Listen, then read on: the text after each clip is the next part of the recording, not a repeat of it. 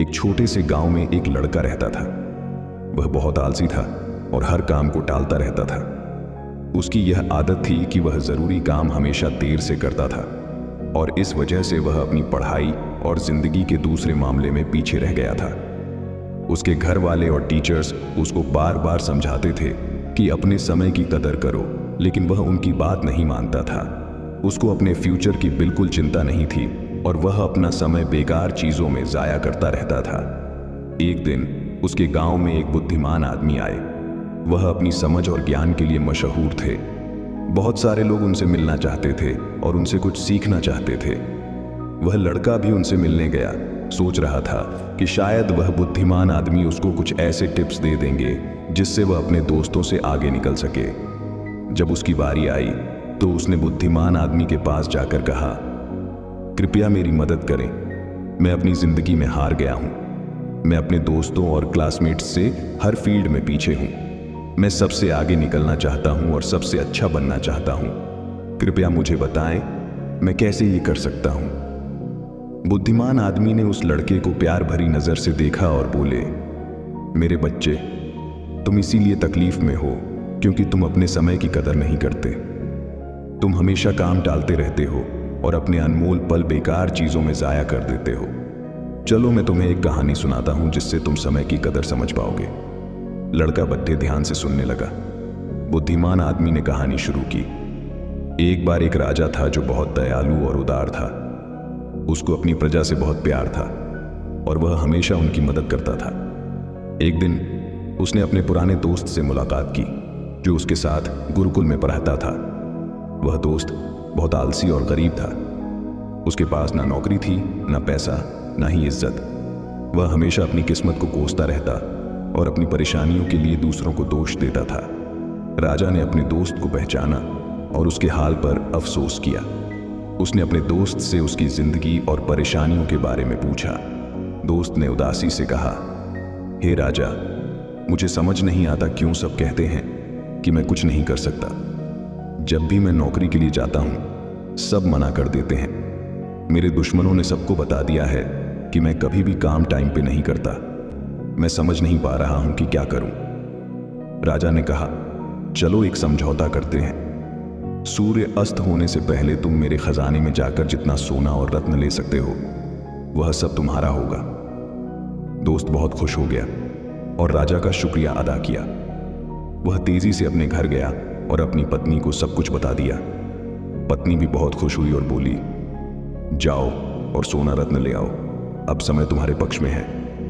दोस्त बोला, अभी नहीं जा सकता, मुझे भूख लगी है, पहले खाना दो। पत्नी ने जल्दी से खाना बनाया और उसको परोस दिया। उसने आराम से खाना खाया। सोच रहा था कि उसके पास खजाना लेने के लिए बहुत समय है।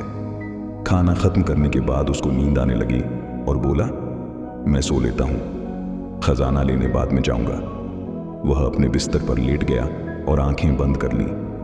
उसने सोचा वह थोड़ी देर सोएगा, लेकिन वह 2 घंटे सोया रहा। जब उसकी आंख खुली तो दोपहर हो चुकी थी। उसने कुछ बोरियां उठाई और राजा के खजाने की तरफ चल पड़ा। रास्ते में धूप तेजी से चमक रही थी और उसको गर्मी लग रही थी। उसने सोचा, थोड़ा पेड़ के नीचे आराम कर लेता हूं, फिर आगे बढ़ता हूं। वह पेड़ के नीचे बैठा जहां हल्की हल्की हवा चल रही थी और मौसम सुहाना था। जैसे ही वह बैठा, फिर से सो गया और 4 घंटे और सोया रहा। जब उसकी आंख खुली तो शाम हो चुकी थी और सूर्य अस्त होने वाला था। वह जल्दी से उठकर दौड़ता हुआ महल की तरफ गया, लेकिन देर हो चुकी थी।